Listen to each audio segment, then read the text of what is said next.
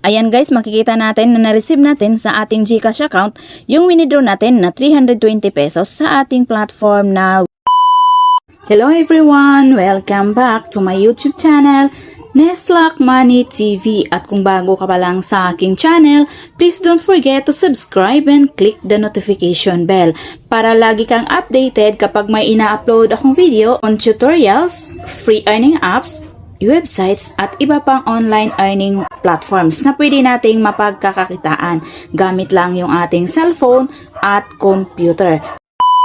Ang isi-share ko sa inyo ngayon guys ay si Wago. Isa siyang investment platform guys at GCash ang gagamitin natin sa platform na ito. Ilalagay ko na lang sa description box below ng video na ito yung link at code para pag-click nyo, dito na kayo mapunta. Para makapag-umpisa tayo ditong kumita, kailangan muna natin ditong mag-register.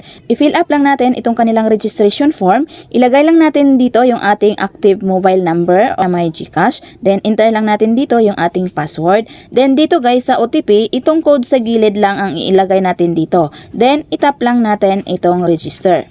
Pagkatapos natin mag-register, dito na tayo mapunta. Makikita natin dito, meron sila ditong announcement. So sabi dito, welcome to Wago.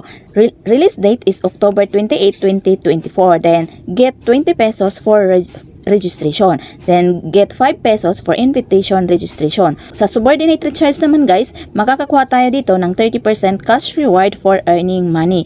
So basahin nyo na lang ito. Pagkatapos nyo itong basahin, itap lang itong okay. Ito na yung ating pinaka-dashboard guys. Makikita natin dito, may in-char, recharge, Steam, at download. Then, ito naman yung kanilang VIP level or yung kanilang cabinet. Meron ditong cabinet 1. Then, dito guys, sa cabinet 1, yung required investment dito is 300 pesos. Then, yung daily income natin dito guys is 60 pesos. Yung investment cycle dito is 30 days. Then, kung gusto nyo dito guys, sa cabinet 1, i-click lang itong invest now. Then, meron din sila ditong cabinet 2. Yung required investment amount is 700 pesos. Then, yung daily income na makukuha natin is 144 pesos. Then, yung investment cycle niya is 30 days. Then, coming soon pa nila guys yung cabinet 3, cabinet 4, cabinet 5, cabinet 6, cabinet 7, up to cabinet 9. So, dahil kakalans lang ng platform na ito. Then, dito guys, the higher the amount na i-recharge nyo dito, the higher your cabinet level. At the higher your income na makukuha nyo sa platform na ito. Pero, disclaimer lang guys, if ever na mag-invest kayo dito, make sure to do your own research muna tungkol sa platform na ito. At invest only at your own risk. Para kung ano man ang mangyari sa platform na ito, ay wala po tayong masisi dahil your money is your responsibility. At nagbibigay lang po ako ng review tungkol sa platform na ito. Then, meron din ditong other way na pwede tayong kumita ng extra income guys. At kikita tayo dito ng walang puhunan. So, kikita tayo dito ng libre. Punta lang tayo dito sa share. So, itap lang natin ito. Makikita natin dito guys yung ating invitation QR code at yung ating invitation code. I-copy lang natin ito. Itap lang natin itong copy.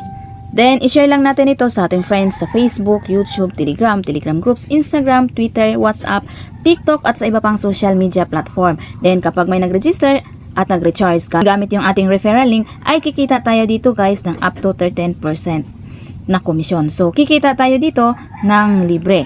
Then, dito naman sa baba, makikita natin my home, earnings, task, share, at my. Ngayon, punta muna tayo dito sa my. Itap lang natin itong my. Makikita natin dito guys, yung ating current balance is meron na tayong 320 pesos. Then, sa baba, makikita natin my recharge at withdraw. Then, dito, makikita natin ang balance record, recharge record, withdrawal record, my team, about us, at logout. So, dito guys, kailangan muna natin ditong mag-recharge ng at least 300 pesos para makapag-invest tayo at kikita tayo dito. So, para makapag-recharge tayo dito, itap lang natin itong recharge. Para makapag-recharge tayo dito, ilagay lang natin dito yung amount na i-recharge natin.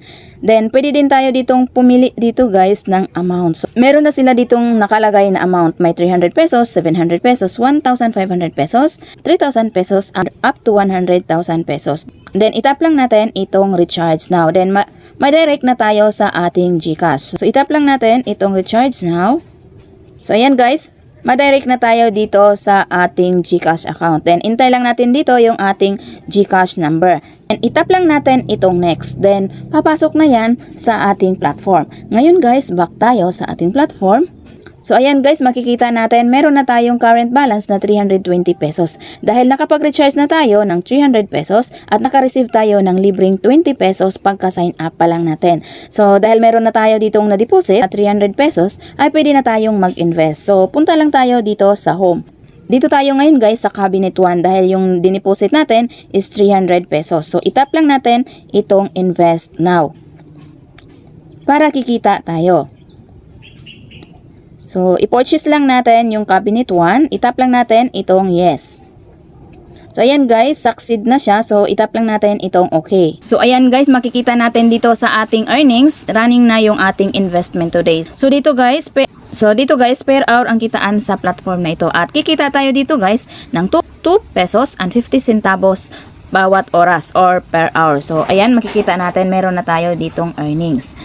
So, ngayon guys, para makapag-withdraw naman tayo dito, punta lang tayo dito sa My. So, itap lang natin itong My. Then, piliin lang natin itong withdrawal. Itap lang natin itong withdrawal. So, dito guys, sa withdrawal, kailangan muna natin ditong mag-bind ng ating GCash. So, i-fill up lang natin ito. Ilagay lang natin dito yung ating GCash account name. Then, yung ating GCash account number. So, ilagay lang natin dito yung ating GCash name. Ilagay din natin dito yung ating GCash account number. Then, itap lang natin itong save.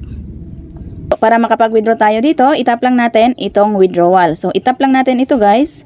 Dahil nakapag-bind na tayo sa ating GCash account, pwede na tayo ngayong mag-withdraw. So, dito guys, sa withdrawal, meron sila ditong withdrawal instructions. Withdrawal time is from 9 a.m. to 7 p.m. Then, the minimum withdrawal amount is 70 pesos. Then, may 10% handling fee upon withdraw. Basahin nyo na lang lahat ito guys. So, para makapag-withdraw tayo dito, ilagay lang natin dito yung amount.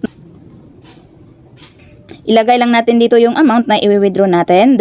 Then, itap lang natin itong withdrawal now. Then, automatic, papasok na yan sa ating GCash account. So, itap lang natin itong withdrawal now. Then, itap lang natin itong yes. Then, itap lang natin itong okay. So, ngayon, tingnan natin sa ating GCash account.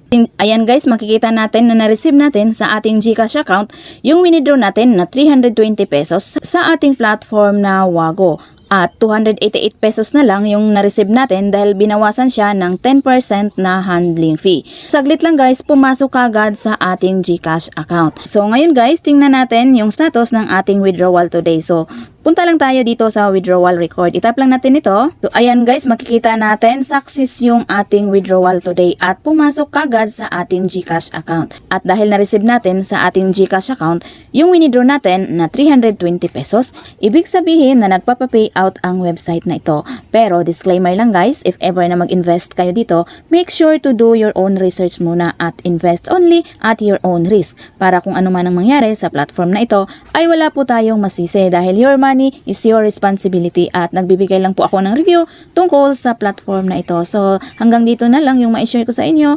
See you on my next video. Thanks for watching!